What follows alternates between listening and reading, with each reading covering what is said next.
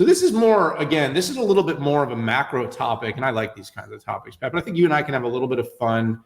We spend a lot of time talking about chip controls in China, and we talk about Netherlands, but we haven't talked about too many other places where there's been significant policy and diplomacy issues. But if you don't remember, or if you hadn't heard, or if you lived under a rock, or you don't know what ChatGPT is, or you don't know what generative AI is, last week, Italy became the first country to ban ChatGPT. Why in the world would a country ban ChatGPT? Now, we all know that you can do search and it can be wrong. You can go on Facebook and you can get a whole bunch of disinformation. You can, of course, listen to your Aunt Sally tell you about the political landscape of the world and then repeat her story. So that's bad. So why in the world is ChatGPT bad? And I think the bottom line of it, well, it really isn't. But the problem when you have a tool like this, and I think there was some news that broke yesterday, by the way, about Samsung that used ChatGPT for something and it turned out to be wrong, like a big company using it, applying it. And so the moral of this story here is that this stuff's moving really fast. This stuff's moving really, really fast. In a country, and there are many countries around the world that have already what I would call fledgling or sensitive, slow-moving, at-risk economies where you suddenly have something that could take a huge percentage of the knowledge working population and replace it. So there's a couple things I think is the data breach is kind of the why they did this. The fact is there's a lot of risk. There's, where's data coming from? What's up? There's a lot of legal, but I also think there's a big skilling issue in a country like Italy that probably has significant concerns when all of a sudden most of your middle management tier of workers have significant portions of their work that could be quickly replaced and displaced. So I think there's a couple of things happening. One, we're worried about how data is being collected in order to train this stuff. Two, they're worried about how the application of tools like ChatGPT and then, these tools being built into more and more productivity and other kinds of workloads, everyday collaboration workloads could impact their workforces. And now they're effectively saying, we're just not going to allow it at all. That brings questions to not just obviously ChatGPT, because that's just one, and OpenAI is just one. But you've got Bard and you've got Firefly. And I actually think I put out a thing, Pat, like in just like a month, there's been like 60 new generative AI tools that have been developed and gone into market. So, I'll give you a quick thesis and then I'm going to kick this back to you to get your opinion. I think we are at an inflection point right now where the genie is out of the bottle and it's going to be impossible to put back in. But now that the genie's come out of the bottle, there are large swaths of the population that are trying to figure out, what does this really mean for us? We saw meaningful transformation with technology, things like analytics, automation, cloud computing, mobile, enter markets over periods of 5, 7, 10 years, social media, where they became truly disruptive. This is something that was because of the proliferation of those other technologies that became disruptive in a matter of weeks to months.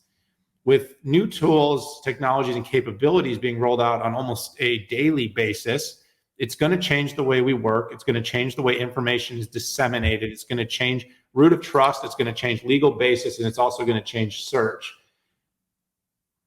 I think the whole world is absolutely uncertain of what this means and what this is going to do. Having said that, I think Italy is completely over their skis. I think there's no way they're going to be able to control this. I think it's a dream. It's probably as dumb as Elon Musk's comment about putting a pause on this thing. So what, that China could catch up? But having said that, I don't think this is the last country that'll try to ban it. It's just really interesting when you see modern developed countries with democratic policies that aren't North Korea or China telling people that they can't use modern technology. I got to tell you, I was trying to figure out if this was related to what Musk was talking about in his letter about AI. I think this is more straightforward, which is this didn't abide by the consumer privacy rules that are part of GDPR. And that's what they're saying, for sure. Yeah. And so, for instance, I don't I don't remember getting any prompts. Well, actually, I'm not in a GDPR country right now, so I wouldn't get these prompts, but I know there are special prompts on what you allow it to use the information about you and disclose what you're doing with that information. So I almost think it's black. It's almost as black and white as that. But I think that could be just a cover for the let's slow this thing down conversation. Germany has made a statement that it could very easily shut it down. I mean, of course it could. It just goes and blocks the IP address. You can't, good luck stopping that through a VPN. But anyways, anything that I think in society that we've tried to stop or slow down, consumers have figured out how to get around it. And in fact, something that's banned, it makes it even more enticing, just using psychology and logic around that. Now, I don't know. Every country is entitled to do what they want to do. I'm not going to necessarily pass judgment, but I just think this is going to blow up completely in their face. And I don't know how hard it would be for OpenAI to be GDPR compliant. But notice nobody is having this reaction with Bing or Bard at this point. So I don't know what the difference is, but it's apparent that OpenAI is doing something different.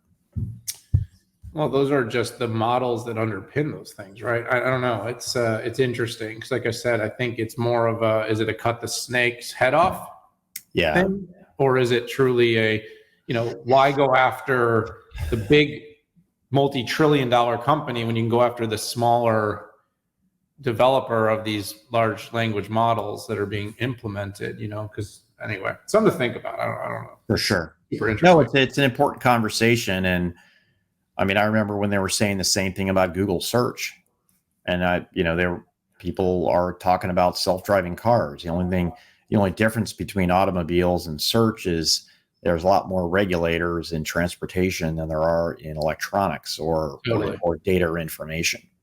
Yeah. Well, there should be more regulators. There just aren't. And yeah, I mean, I guess with the vehicles, it's a little more binary. People say you either. I don't know, man. Did you just say hope there's more regulators? Sorry.